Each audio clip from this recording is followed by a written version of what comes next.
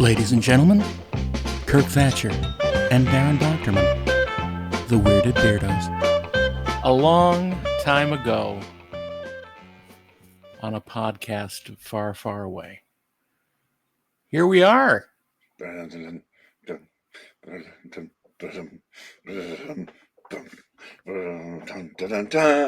wait, that's wrong.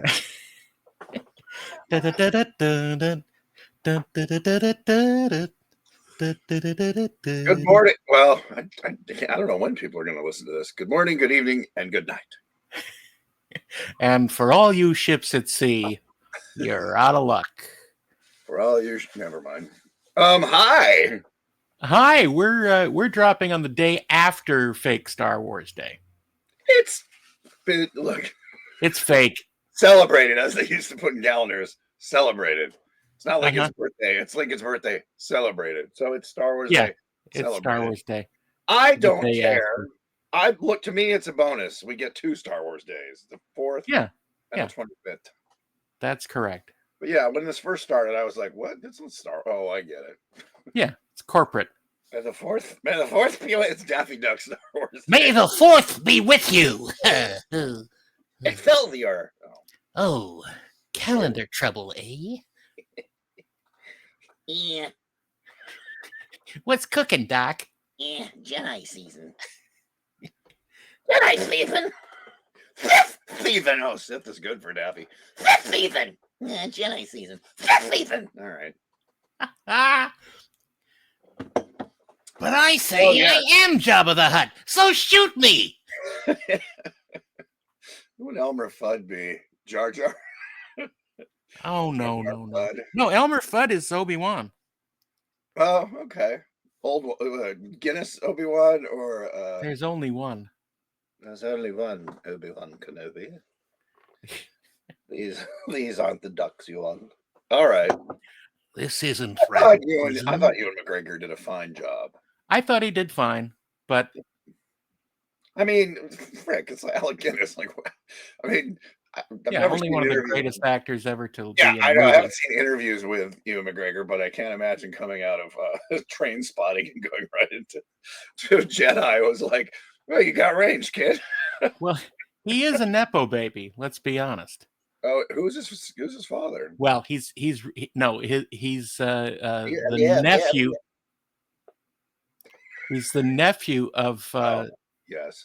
Of what's his name? What's his name? Uncle, not McGregor. No, he's one of the pilots. Dark hair. Yeah. Wedge Antilles. That's right. Oh, the actor is Peter something? Anyway. I don't remember. The actor is Peter something. My uncle was in Star Wars. So to celebrate, we're gonna talk about Star Wars. We're gonna talk about not just one Star Wars. We're gonna talk about all the Star Wars. No, we're not. We're talking about the one Star Wars. Return of the Jedi, the one that I worked on. Yep, that's the only one we're gonna talk about. I want to talk about Revenge of the Jedi. I want to see that one. I have that poster, which I have that poster too. It's awesome. But is it a reprint or the original? No, original. Someone told me they're worth like $10,000. I mean, because I have no idea. I know they did a reprint. They were worth $10,000 before they found the big supply of them. Oh, did they? Yeah. I have the one that we got or was available to us as crew. And what I got one from ILM. Yeah, well, that's where I was working when we got them. I remember. What I thought about doing a reprint is the Creature Shop. In fact, Monster Palooza would be the perfect place to sell them. ILM Creature Shop crew shirt that I own because I paid for it and did it, and sold them to the crew for. Is that the one with the Rancor on it? No, it's from Jedi. It's a riff on the ILM logo, kind of as done by an EC artist. It's an alien with 3 eyes.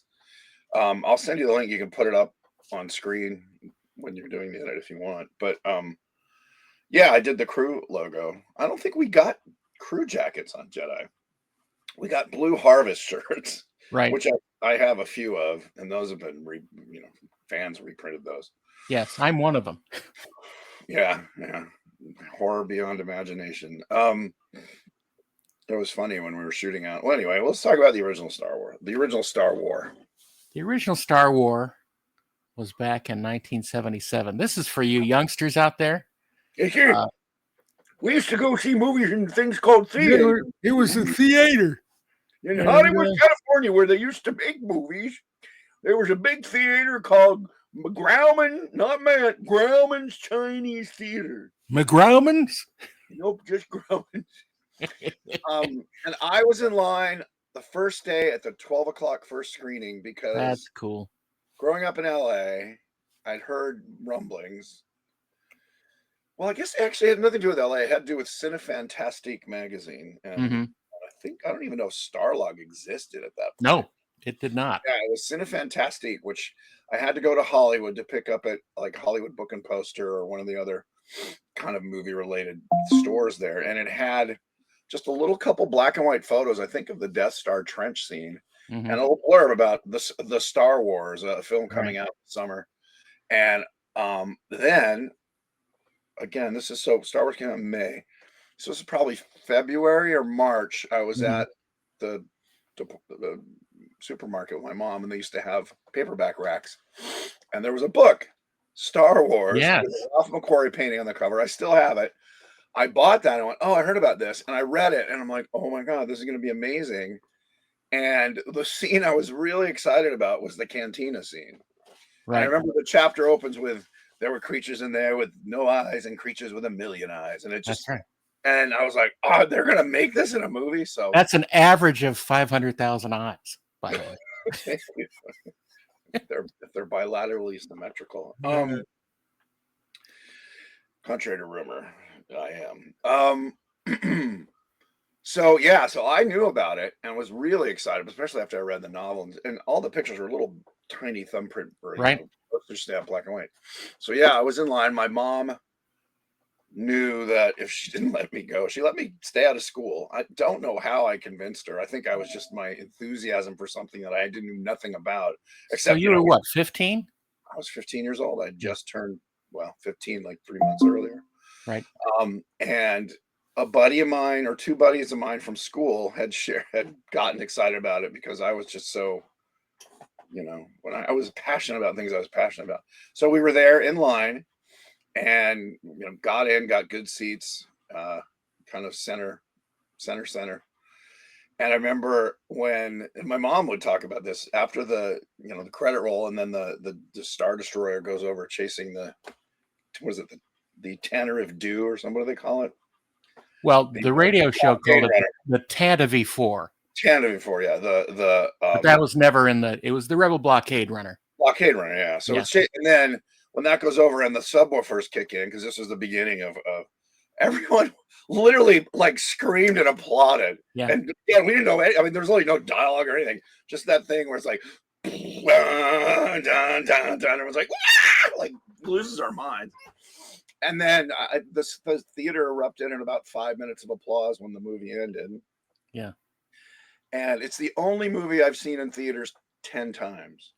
I think I went every weekend and just would probably stay in the theater for 2 viewings. And I knew almost the entire film by heart. I had street cred at my school for being able to do a fairly decent Greedo. Nice. So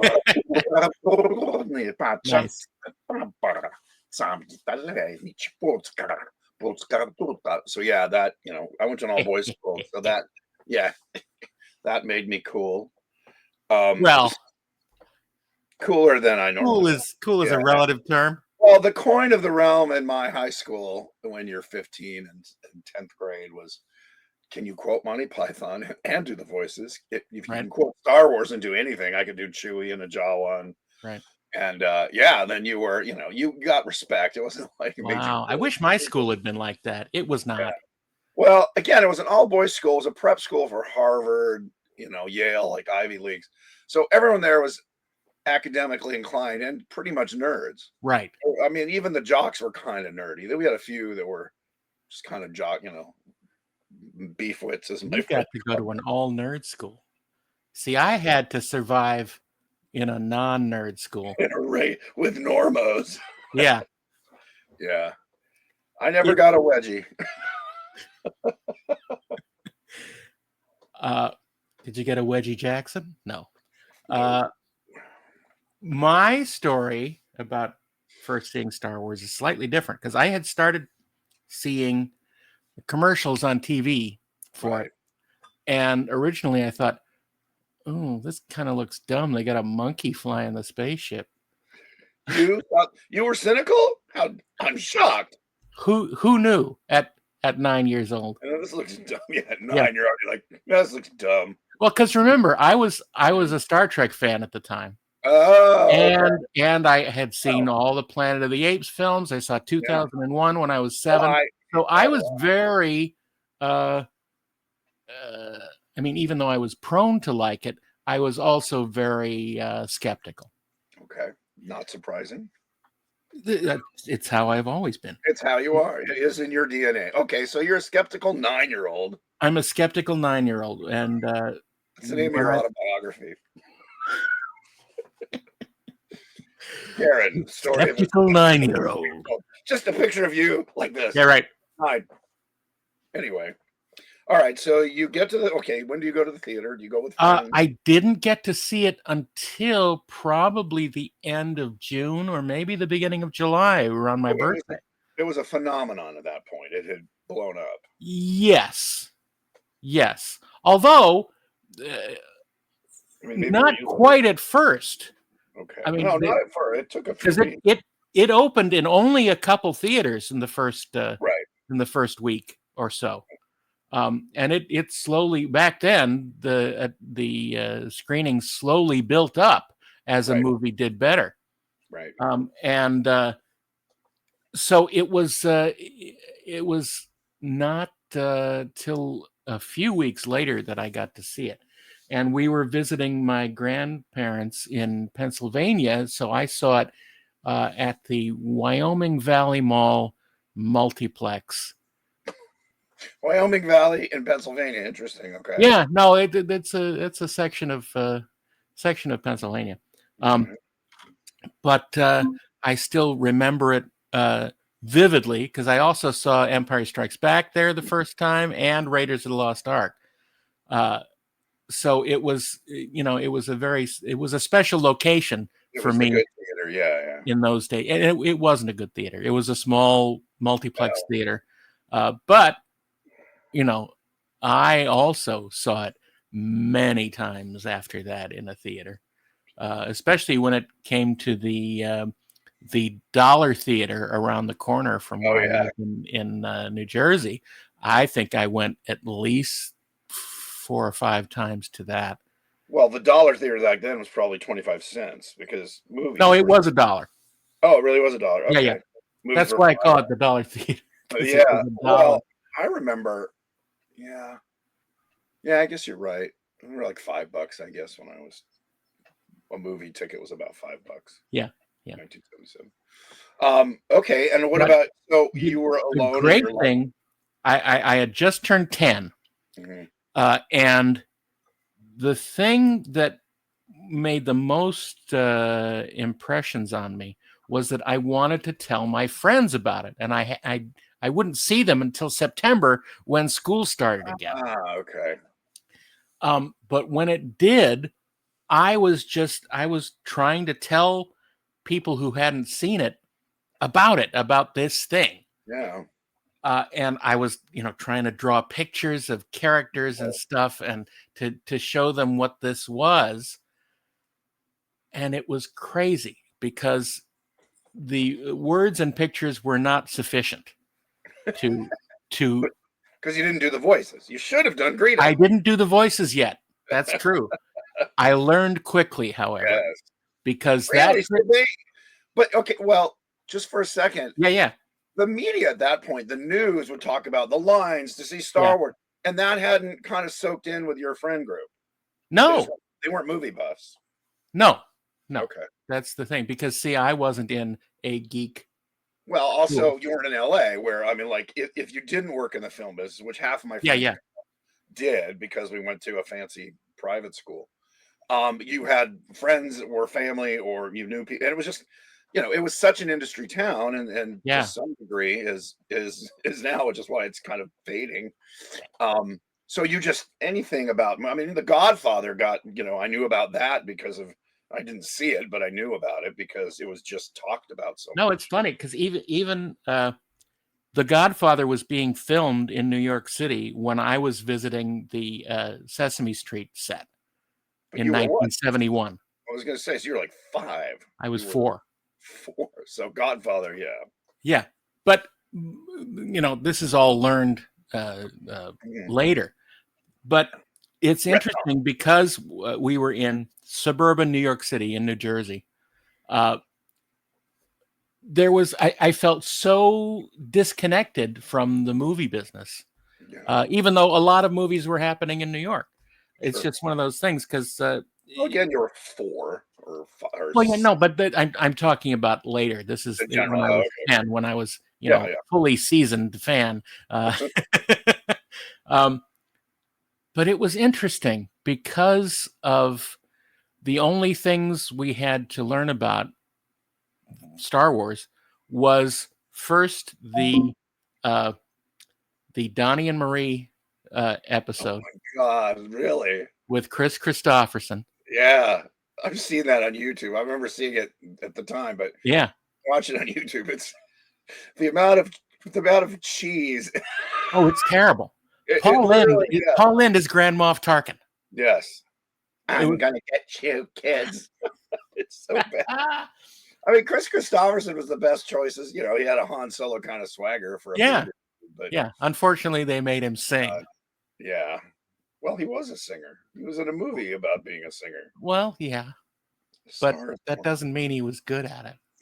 Isn't that how he got... Wait, isn't that how he became famous? Was a singer or was an actor? No, I think he was an actor first. Or at least famous as an actor. I could be wrong. It was terrible. It was terrible. But then I think later, maybe even a week after that, was the making of Star Wars on ABC. Yeah. And I had my cassette recorder. I taped it off the air. And, I only got to watch it once. Right, yeah. That was... Because that's how things were. That's how it was back then, kids. When you're in a family that didn't have any VCRs. Oh, God, I don't even think they were... Were they around? They were. They were probably like $2,000-$3,000. Oh, yeah. Yeah, nobody's going to... And there was nothing to rent. Yeah. Yeah, no. The rental business, in 77, the rental business had not started, so... But look, it was a different world.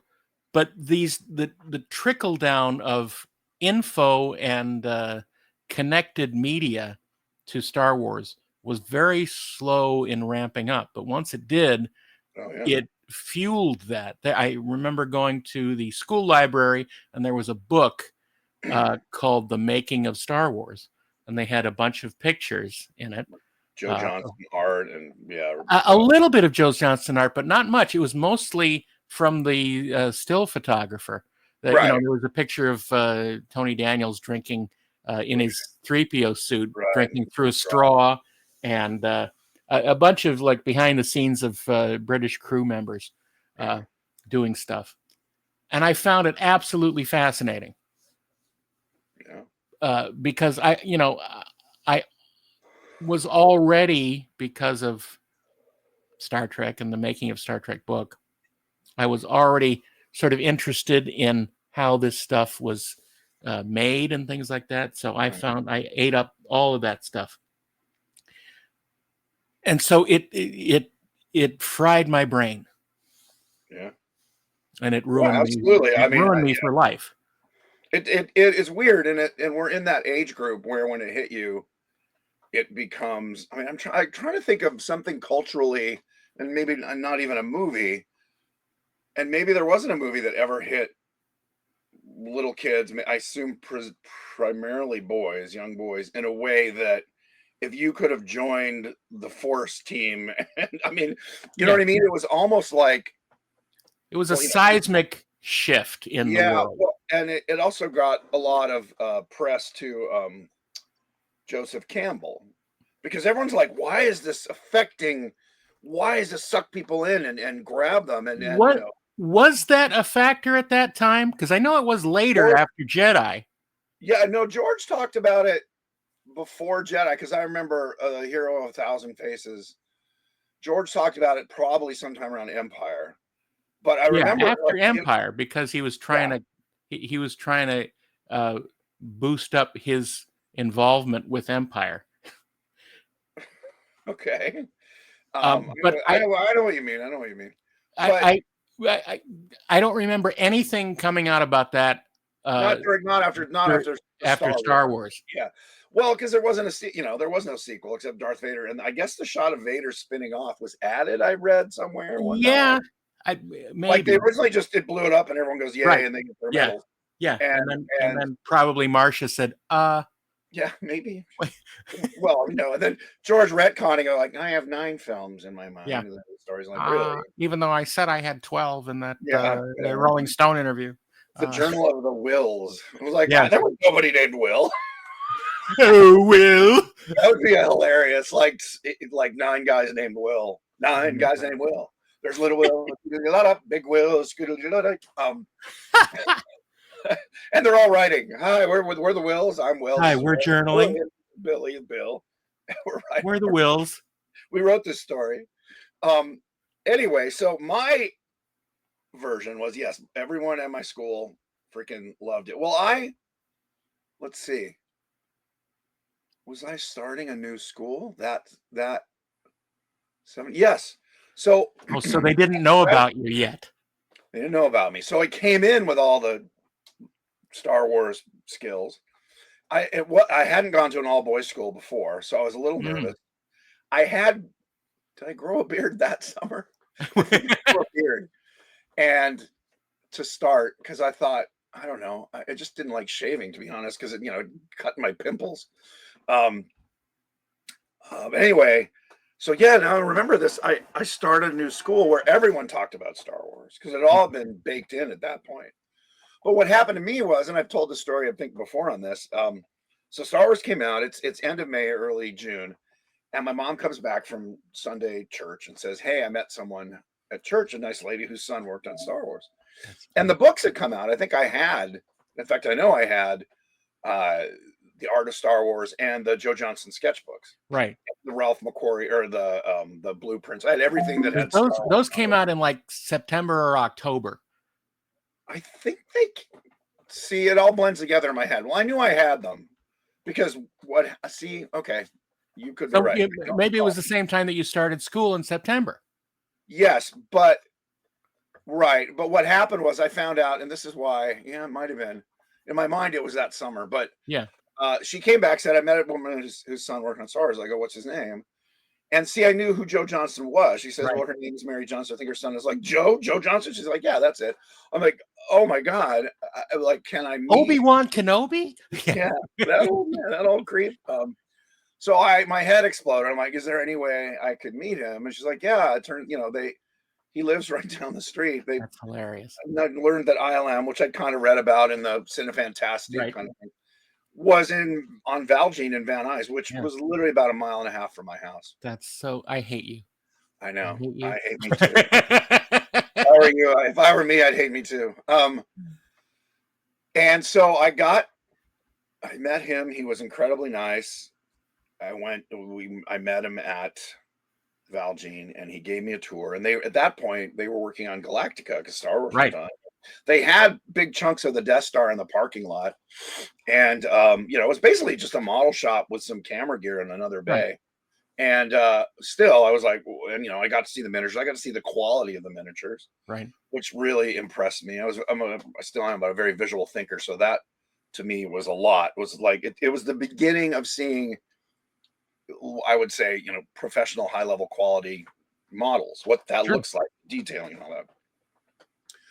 So I remember when I met him, I brought my Joe Johnston sketchbooks. I had 2 copies, because a being ADHD, I buy double of everything that I like, because in case one gets ruined. So he just signed one, "May the Force be with you," and the other one he wrote, and it might have been prompted by me or by me saying something like, I really want to, I want to do that. I want to work here like next summer. So yeah, it must have been like September or something, because I said, hey, next summer, can I work here and, sweep the floors and make coffee? And he's like, well, we'll see. But he wrote in it, Kirk, are you available for the sequel? Best, Joe Johnson. I still have it. It's on my website, I think, somewhere. Anyway, that just, the fact that he wrote it, I'm sure jokingly, because I was 15. But that really inspired me to be like, okay, it's achievable, not only, because I know the guy who's head of the art department, but also because it's down the street. Yeah. So I got back in, I'd already been drawing and making movies and sculpting. I'd done all the stuff that turns out every guy at ILM did when they were a kid. Right. Some better than others. I was very mediocre, but I was passionate. Yes, again, kept in touch with him like every once or twice a year. I'd call him and say, and then I heard, Empire was getting made. But then what happened was they moved to Marin County. Yeah. Not a mile and a half from my house. And so I could not work there over the summer. Slightly longer walk. Yeah, so I was very disappointed. But the fact that I knew him or had met him, and he was very kind, and we've stayed friends ever since. He's a nice guy. And for some reason, I have a goofy enough personality where people will allow me to stay friends with him. Well, it's because they're too feared of having you as an enemy. Of my wrath. That's true. Or it's the Make-A-Wish Foundation. It's like, poor little guy. Let's be nice to him because, well, look what he's got to deal with.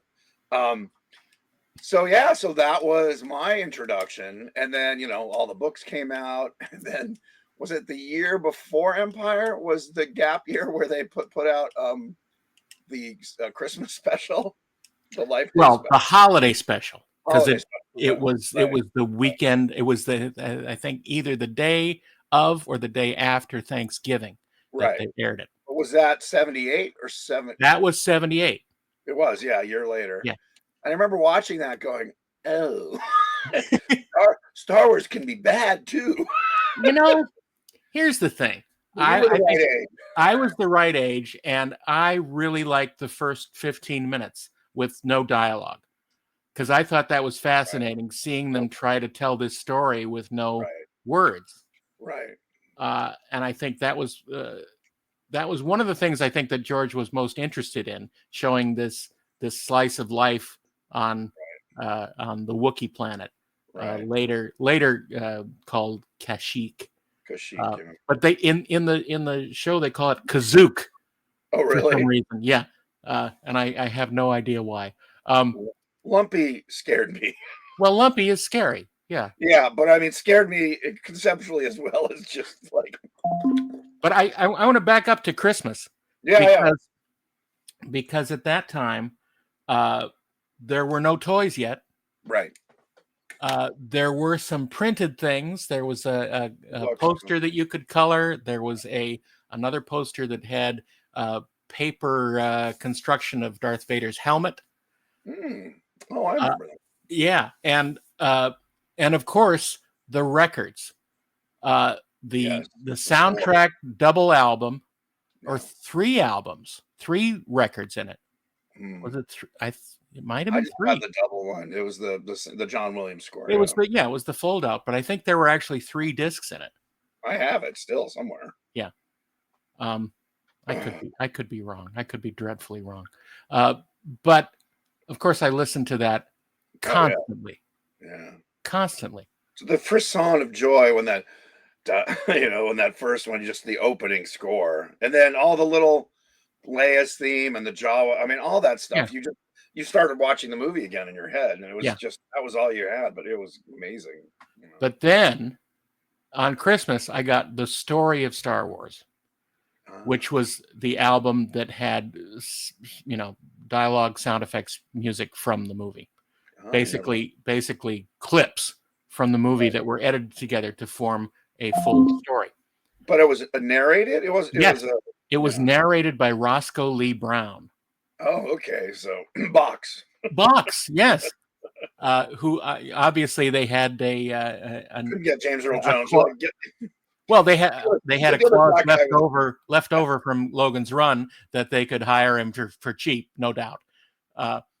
Well, he's the other black guy with a deep voice. So right. Yeah.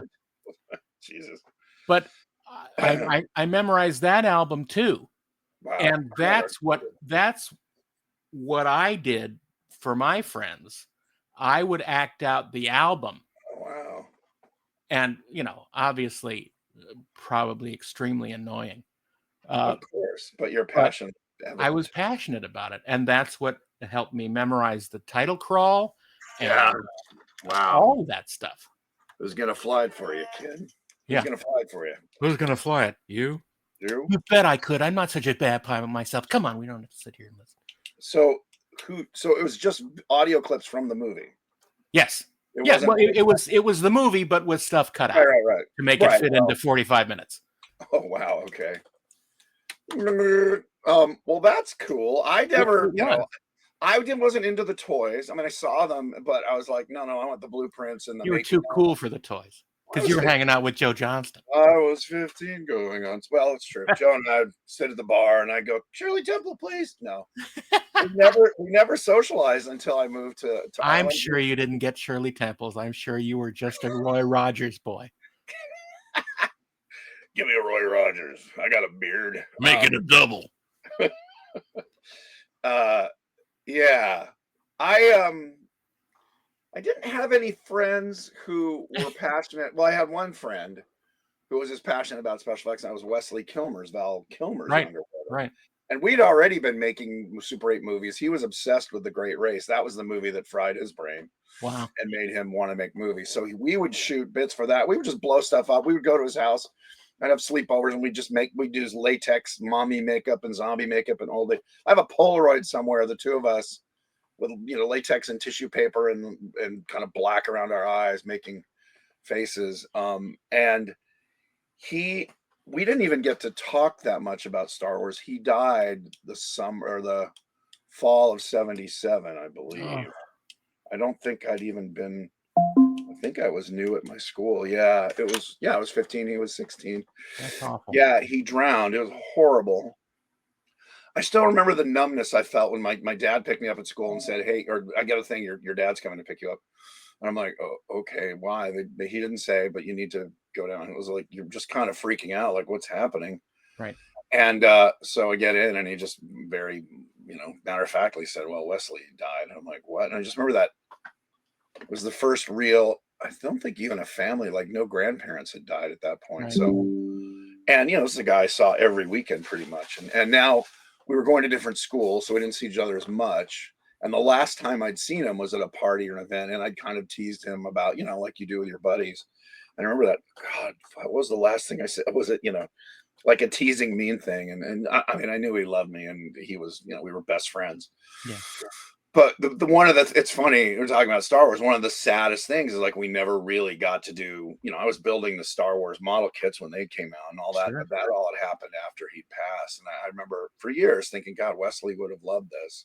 And then to go on to ILM and all that. I think one of the reasons I stayed friendly with his brother, Val, who sadly passed away recently, was because, I kind of took the path his brother would have taken. And he was a great artist and a model maker and a filmmaker. So that was a sad thing that happened the year, the year that Star Wars came out. There's like the year of living dangerously. Sure. And in some ways it kind of steeled my resolve to work in special effects and do movies because, do it for Wes. And that started my path, just kind of like with you. I mean, I was a Star Trek fan, but it didn't make me want to go make TV shows. Right. But Star Wars made me want to do everything, really. It's like, I want to make a universe, it's just so all encompassing of like all the buttons it pushed in your head. If you're a creative person, I guess. I mean, I remember my older cousin who's 8 years older than me. So he was in his, he was in college. But he loved Star Wars. Like, it wasn't just a kid's thing. He was like, yeah, I saw that Star Wars movie, man. That was pretty cool, And you're like, yeah. Yeah, it's amazing the wide section of fans of Star Wars. Well, and that's when Joseph Campbell stuff came out. I remember he probably sold 1 million books because George Lucas said, well, I use this as my guide. Right. Because it did have an effect almost like a religious fervor of any, again, if you're the right age, and I don't know, I don't remember girls having the passion for it that boys I mean, did. they say they did, but Right. why didn't they say something at the time? See, They weren't buying the toys, and they weren't buying the book. Again, I don't mean to paint women with that broad of a brush, but I do know factually, literally facts will bear this out. Don't say the word broad. That they were not as enthusiastic. Okay, I'll say outwardly, just to cover. Yeah. And they weren't buying the toys, and they weren't, blowing up their own little Death Stars. Yeah, and they certainly weren't talking about it. Right. Especially now with boys who were. Yeah.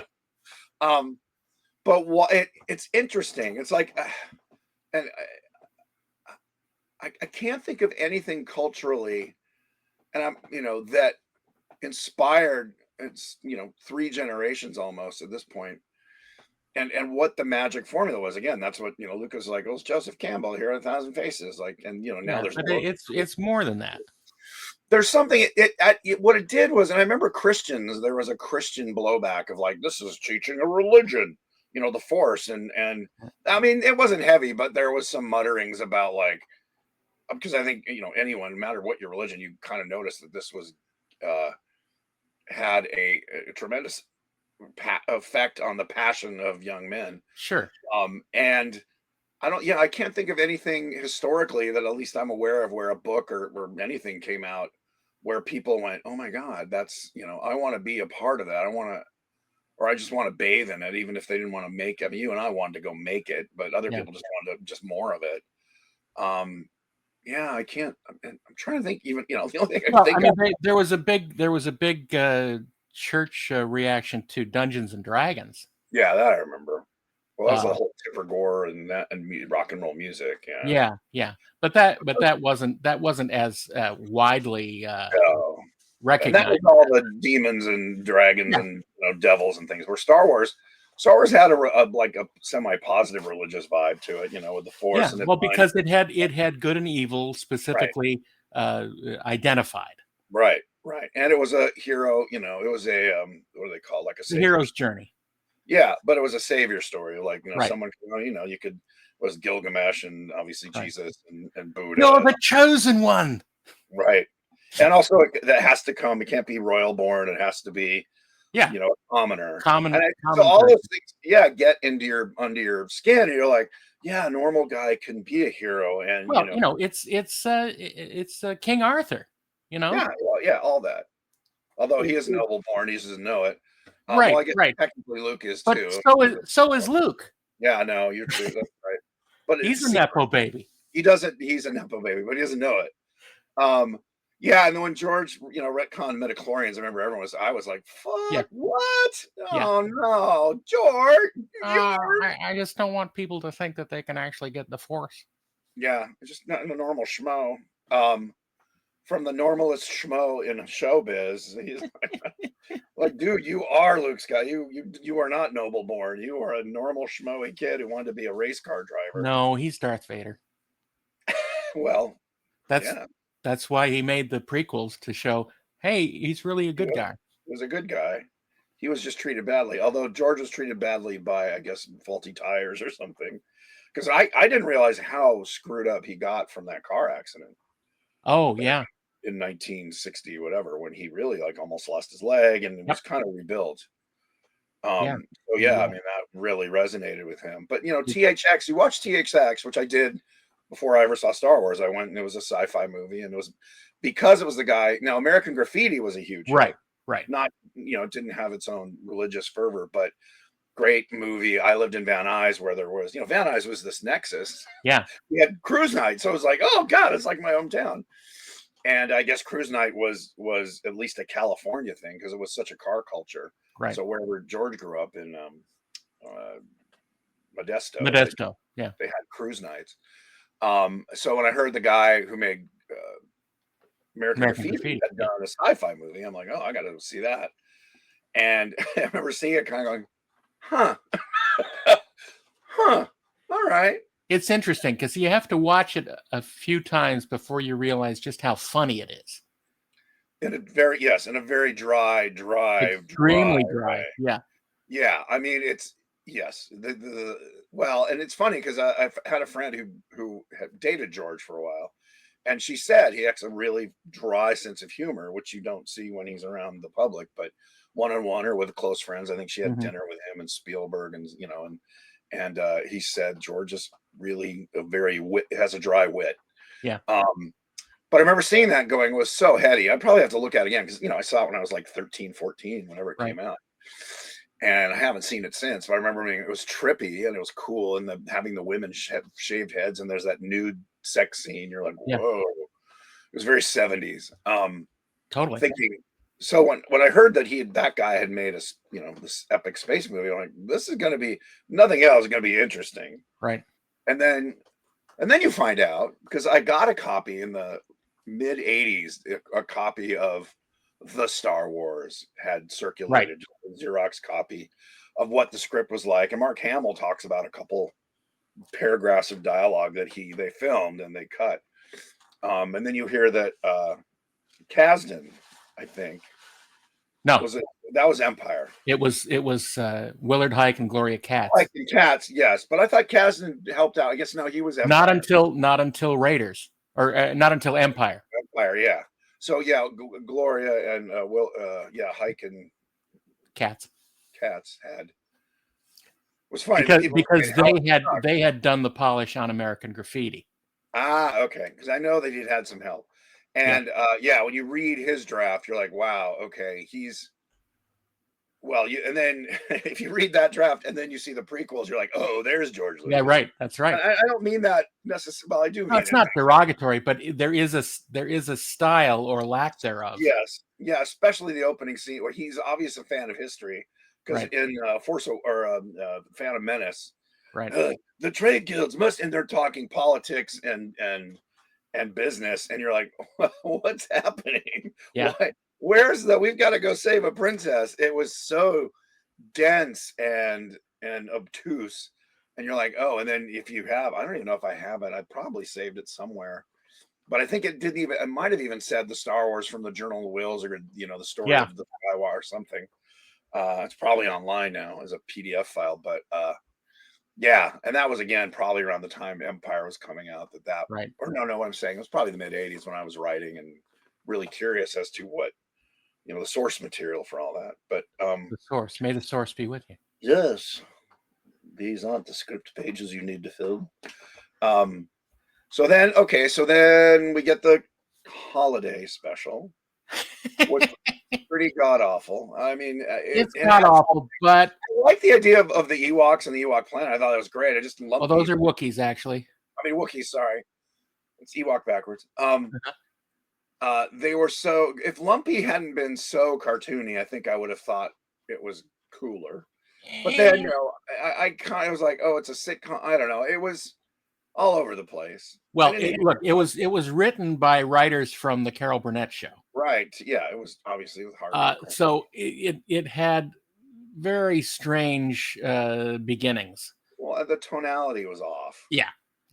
But no one knew what Star Wars was, and certainly not people at CBS who are producing it. Well, and what's interesting was it comes out and you're like, oh, this is Star Wars. So it's, this very cool, almost religious thing. And then it's like the dopey Harvey Korman and drag thing. You're like, what is? And then Empire comes out and kind of rights the ship in terms of what culture thinks.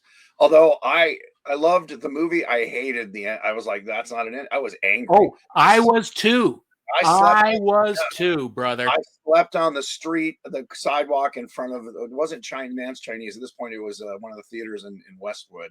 Yeah. And with a couple buddies, I ditched school, spent the night sleeping, in a sleeping bag or whatever, a blanket, and went and saw it. And I remember it ended. I'm like, well, wait, what? Wait, what are you doing? Furious. I was furious. So people are like, it's the best movie. I'm like, no, it's not. No, it's not. It's a great movie, but it has no ending. It's just kind of like, and good night. You're like, wait, what? And that was George going, I'm going to guarantee everyone sees. They'll make 3 movies out of this. So I was offended at that. I mean, there was great stuff in it. But yeah, very, very angry. I remember these were 3 years apart, folks. Yeah, right. So and we had to wait. Well, I guess 79. Wait, was it 80 or 79 it came 80. out? Oh, you're 80. right. That's right. Because it was the year I graduated high school. Yes. So, yeah, it was a long wait. And the only thing we had in between was, did they do the Ewok cartoon series then, or was that later? No, that wasn't till It didn't 85. exist. That was the 80s. Yeah. Because obviously the Ewoks didn't exist. No. So that came out, and a lot of debate in my senior high school class about, is it a good movie? What's good about it? What's frustrating about it? And then that summer, again, I think I've told this story. I went up with my buddies and my brother, and we just did a road trip to Yosemite and San Francisco, and we got Joe Johnston gave us a tour of the new ILM. Right. Which that was way more. It was a lot cooler than the original in Valjean, only because there was a room where all the models were. There was a room where they filmed all. I mean, the original place literally was 2 bays where and there was a Circuit City next door. No, not at the original ILM. At Kerner? There wasn't. I went there in 1980. There was no Circuit City. It might have been down the street. Yeah. No, it was literally. It was right on the other side of the fence, out back. No. Well, maybe they built it a couple years later. It must have been, because when I went there, well, they worked there a year later. So yeah, when I started there, it was one industrial building. In fact, at that time when we got the tour, there was 1 or 2 bays that were still rented by an auto body shop, or right, auto repair shop. And it had the upstairs where the creature shop was. And the creature shop at that time was one room they called the rubber room. Right. And they were they were doing Raiders and Dragon Slayer. Right. So they had the dragon. I'm trying to remember if we could even see. I think Joe said you can't go in there because there's stuff you can't see. Because I remember we mainly were on the bottom floor, and we saw stuff we didn't care about. Here's where the cameras are. Cool. Right. We saw there were, here's a bunch of equipment. Here's a blue screen. Here's the optical printer room and all that. And then there was the model shop, or the model room in the model shop, which to me was where all the toys were. Yeah. There was the big 6-foot Falcon and the smaller 2-foot Falcon and the blockade runner and all that. And that was just like, so that was great. He was really nice, gave us a tour. And again, I'm like, dude, how do I get here? What gets me here? And I gave them a creature that I'd made, a big rubber puppet that was like a kind of a Jabba, like a big fat goblin king with glass eyes. And my friend's dad, one of the guys I went to school with, his dad was a ophthalmologist, and he had glass eyes. Yeah, so he had these realistic eyes, which adds 90% of the verisimilitude to anything. And then I had teeth I'd made out of dental acrylic. Anyway, so I was like a weird kid. And I'm like, well, I made this. Here, I made this. He's like, oh, okay, cool. So it was my calling card, right? Yeah. Anyway, I got the tour. We're all excited. I remember we couldn't find it. In fact, this is how I know it wasn't a Circuit City. There's no sign. It just said Kerner Optical. Right. And there's no sign, and it's literally in a kind of a dead end area. It was all reclaimed. It was reclaimed land, right, from the bay. It was landfill that they built on, and so it stunk in the summers. I remember we called it the Kerner crud, and it would just stink like rotten eggs and chemicals in the summer when it was hot. So very nondescript. In fact, we drove up and down the street trying to find it, because even the number of and I finally remember going to a phone booth and calling Joe, going, where is this? We can't find it. And I was like ready to cry, because like, I know you're a baby, because you're a freaking baby. But I didn't cry. I was just prepared. Anyway, let us in. We walked around for like an hour and a half. I think that was it. I think we offered to buy him lunch, but he's like, no, I'm good. It was a Saturday or a Sunday. Yeah. Saturday. So no one was basically there. They weren't really busy at the time. So then I went back home, and then leaving my rubber creature there. And anyway, that winter I called and said, hey, I've been to UCLA and they won't let me touch a camera as a film student. So how do I get in? And the rest I've talked about. He said, I gave your name, and they're hiring a creature shop. And so that was Star Wars to me. That's very cool. I need to mention that right after Empire came out, NPR had their Star Wars radio series. Oh, right. I remember hearing. I never listened to it, but it was astonishing to listen to they because had it was broadcast on FM, so it was in stereo. It sounded amazing. Made in the BBC? Was the BBC? No, it was something like a co-production with the BBC, maybe, because they had an English director. They had John Madden, who later directed Shakespeare in Love. Right.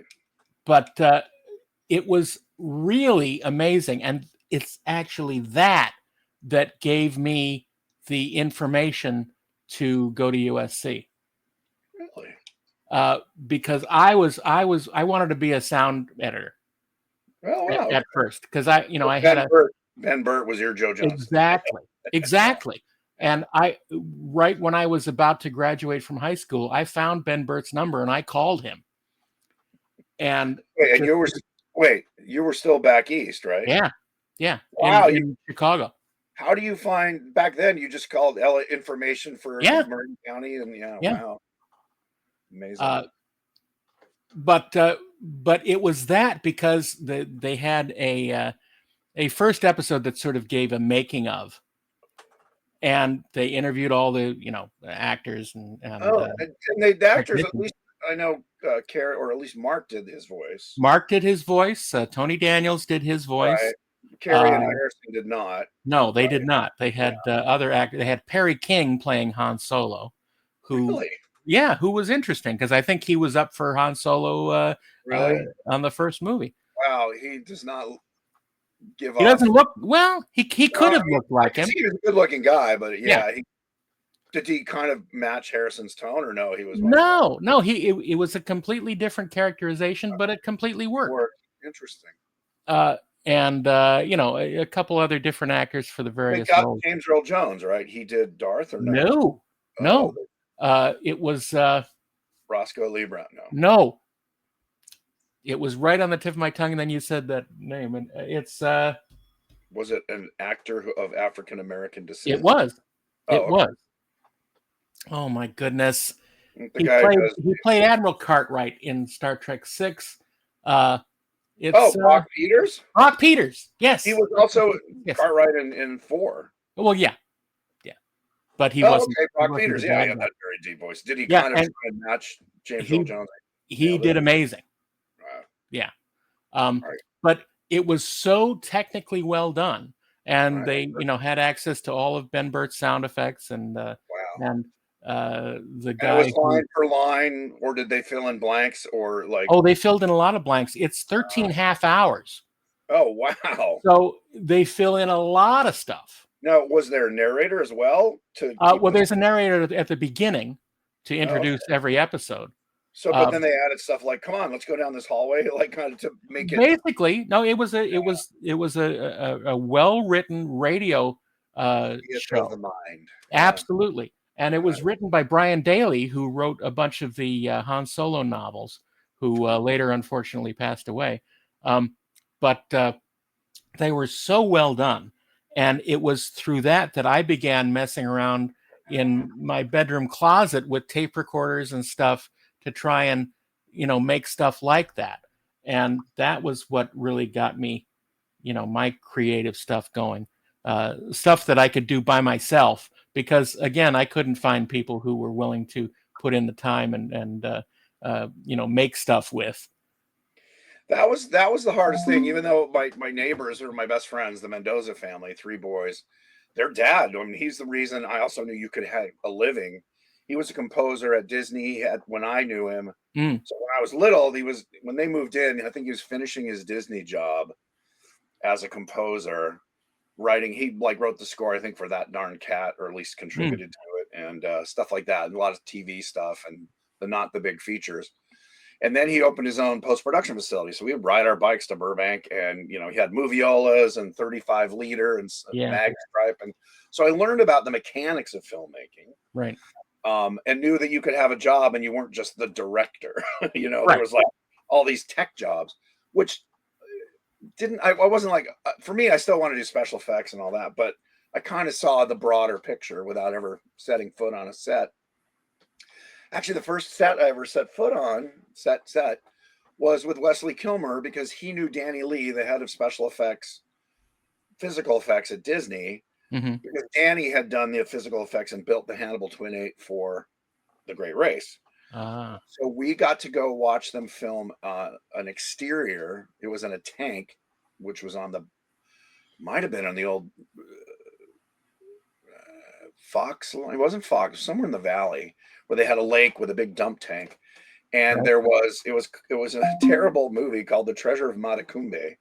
But they were doing this outdoor nighttime storm scene with Peter Ustinov.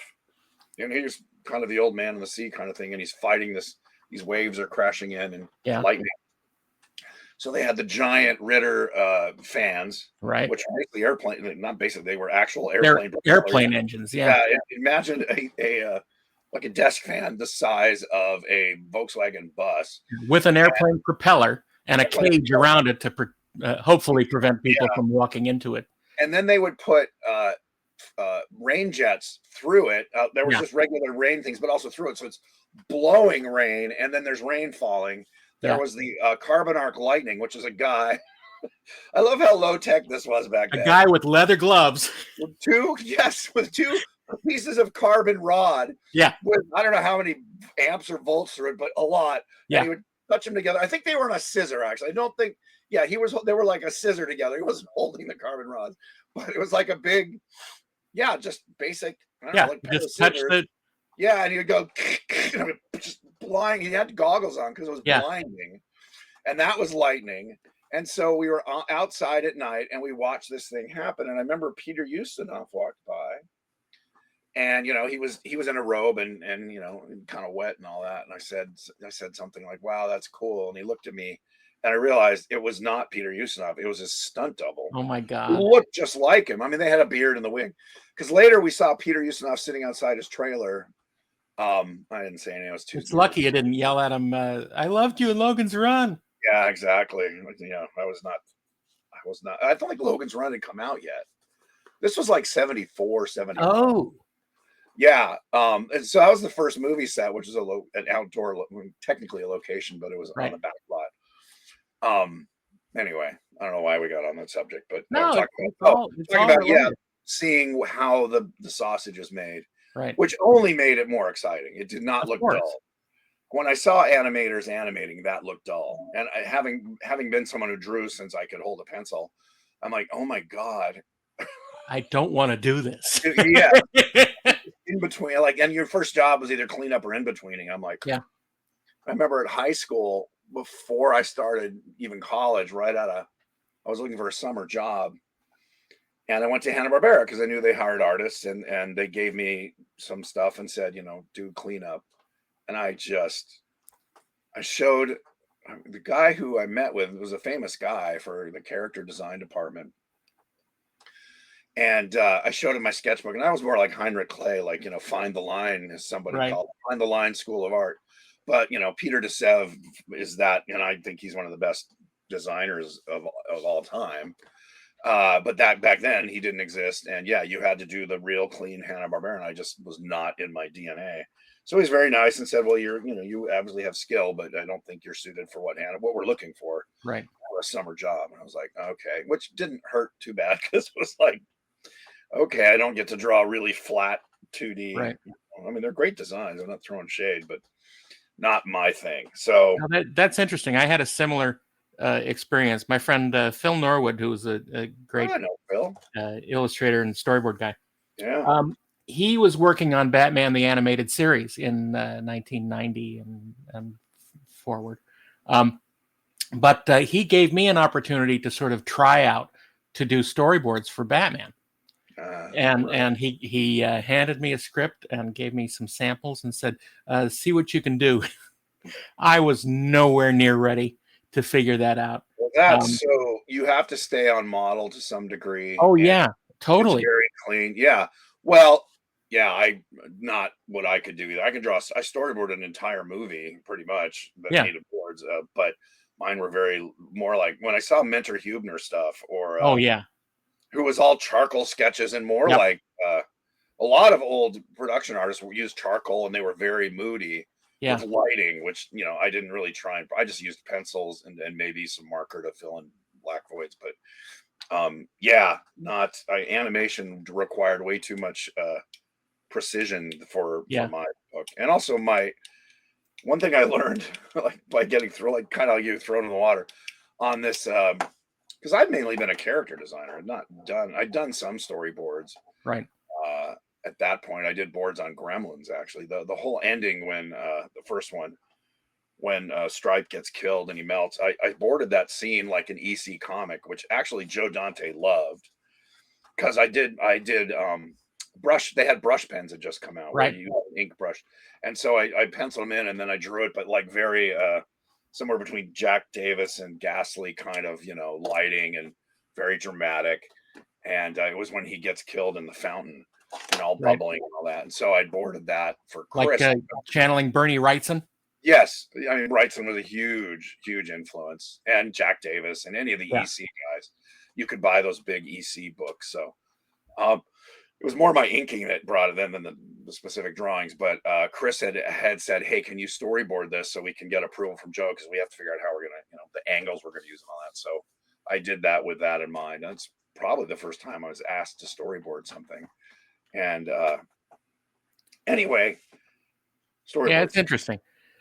Yeah, because I did storyboards years later for. We talked about Freaked.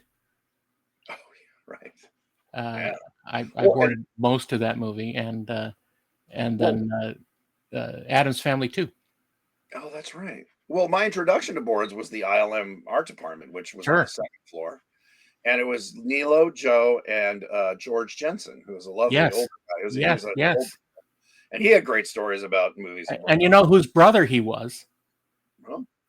Roy Jensen, Cloud William in Omega Glory on Star Trek. Okay. They're That's brothers. a deep cut. I don't even remember that character, but I worked with George on Honey, I Blew Up the Kid, and then later Master and Commander. He had to be in his 70s at that point. Oh yeah, late 70s. Yeah, he was great. I loved George. He was so kind and it had a very, very even temper and dry sense of humor. Very. So you go up there, and it was Nilo was running around doing a lot of stuff, but it was usually George and Joe, and they always had music from the 40s on. It was like old swing and Benny Goodman, a lot of clarinet, and it was just because Joe plays clarinet. Yeah, or he did. Yeah, and it just had this vibe of like, I mean, you could see, because they were doing Raiders when I started. They were finishing up Raiders, and like Joe loves that era. I mean, Joe, I think he wished he lives. I mean, look, and he did. Rocketeer. I mean, he has that in Captain America. Yeah. Yep. He loves that era. He knows it backwards and forwards. He knows all the military. He owned a half track or a Jeep from that era. He's just a big fan of that. So it had this very cool kind of like, it was not really a speakeasy, but so you go up there and I would just look at it, and so their drawings were very, I wouldn't say tight like animation, but they would pencil it in blue and then just do kind of repetitive ink lines, very spare. And then maybe some markers. Yeah, markers to fill in gray and then throw in some tones. Absolutely. I mean, very much, you know, art center kind of design, which is Joe's. And I don't know about George's background, but obviously at that point, he'd done it for a long time. I know Nilo came from art production design or art design. Yeah. So product design, actually. Product design. Thank you. I remember I would ask them, like, I remember Joe in particular, because he was the one I was, you know, friendliest with. Like, like, where did you learn this stuff? Because Joe was not a filmmaker in the beginning. He was a product guy. And he said Joe Kubert was really like an inspiration. And I said, why? Because I thought Kubert's stuff was pretty spare. And he said, because it's all about indication. You're not drawing a beautiful drawing. You're indicating enough so that it shows camera position, possibly lens use. So I remember indication was a big kind of word I'd never heard of being used in that way, of like, because you got to crank these boards out. They were doing like 20 a day, which is a lot. These were good sized boards, again, with marker lighting. It wasn't just black and white drawing. And I couldn't, and you know, it was all perspective, like things going away and towards you, and I just did not, my brain did not process that stuff. I was a creature guy. You know, I could draw, and again, it's funny because mean, Nilo kind of, Joe a little bit. They weren't really.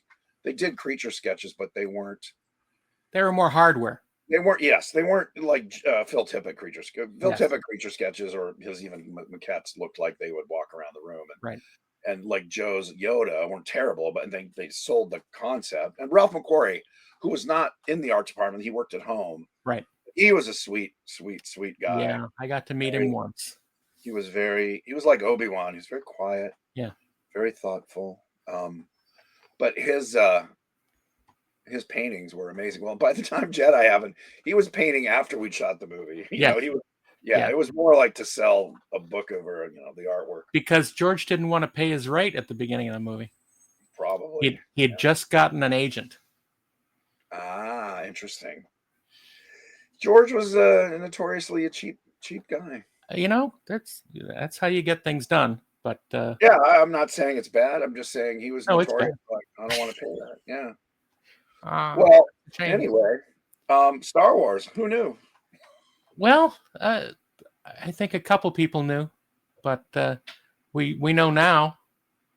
The people at Fox didn't. I think they thought some weird. They wanted another American Graffiti. Well, thank God for Alan Ladd Jr. Trusting in Lucas after seeing American Graffiti. He said, I have no idea what he's trying to do now, but I trust his. They don't have that anymore. Taste. They don't have that anymore. No, I mean, even like I say Marvel, which is pretty good at, being creative, but they're all over the concept, and then, they're like, we don't like this. I mean, they let Taika Waititi go free once. Yeah. And that was Love and Thunder. And yeah. And he's, I don't know if he's banned from ever doing something, but, and also he was doing, I mean, part of it is it's IP that he didn't create, where George created Star Wars. Yeah. And that's the thing that's frustrating. We'll end on a down note. Is if you came in with Star Wars today, they would be like, no way. There's no way. Look, the budget of this would be absurd, and nobody knows what this is. And what's weird is they're all looking for the next Star Wars. If you ask them, what do you want? Do you want the next Star Wars, or do you want another Harry Potter? We're like, no. You can own the Star Wars IP. J.K. Rowling. He's like, oh yeah. Well, I guess we want Star Wars, but we want to know it's a hit before we make it. So. Yeah, there was a big shift before Star Wars to after Star Wars, and there has been a big shift, at least 2 since then. Since Iron Man, yeah. It's interesting how things have gone.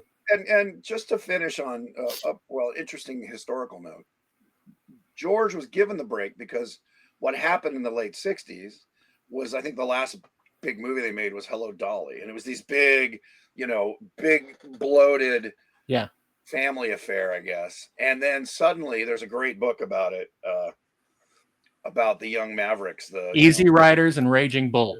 Raging Bulls, a great book. Yes. How independent, scrappy filmmakers, and Coppola was kind of the lead because he did Finian's Rainbow.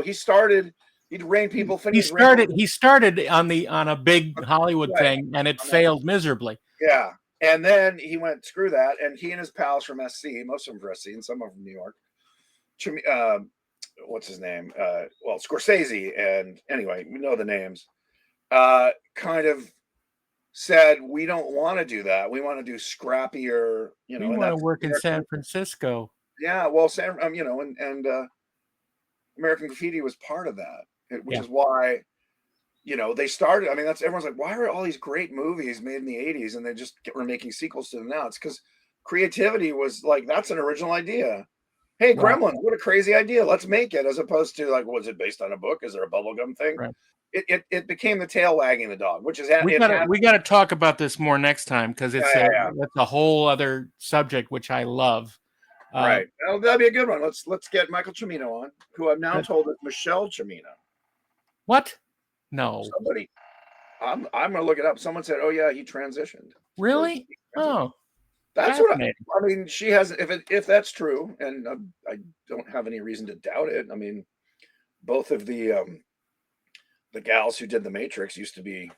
Yeah. Not gals. I don't know what the politically correct way to say they transitioned, I guess. Yeah. The Wachowski sisters. Yeah. So Cimino hasn't been doing anything filmically that I'm aware of for years, but Oh. someone said, yeah, it's now Michelle Cimino. Well, there you But go. so there's an interesting interview. So in other words, we're both transitioning next week. But into Star Trek fans. We're the weirdo Beardettes. I'll see if we can get Joe Johnston on. That would be great. That would be great. He can tell the truth about why he hired me because he knew I was cheap. Well, you see, you're not wrong. Oh no, I know I'm right. It was $80 a day for a 12-hour day. Nice. Yeah, I don't even know what is that, like $8 an hour, $7.50 an hour, something absurdly low. Well, that's more than I was getting on the Abyss. So no. Yeah, I got getting $80 a day? No. I made $200 a week. Wow. And that was 19. That was 87, 88. Yeah. Jeez Louise, you poor bastard. I've made up for it since, though, so that's fine. Now you make $20 an hour a day, at least. All right, man. All right, friends. Thanks for joining us on our retro remembrances. Our retro Robinsons. And as always, metaphors be with you. And peas live long and perspire. See you next time. The Weirded Beardos are Kirk Thatcher and Daren Dochterman. Email them at theweirdedbeardos@gmail.com.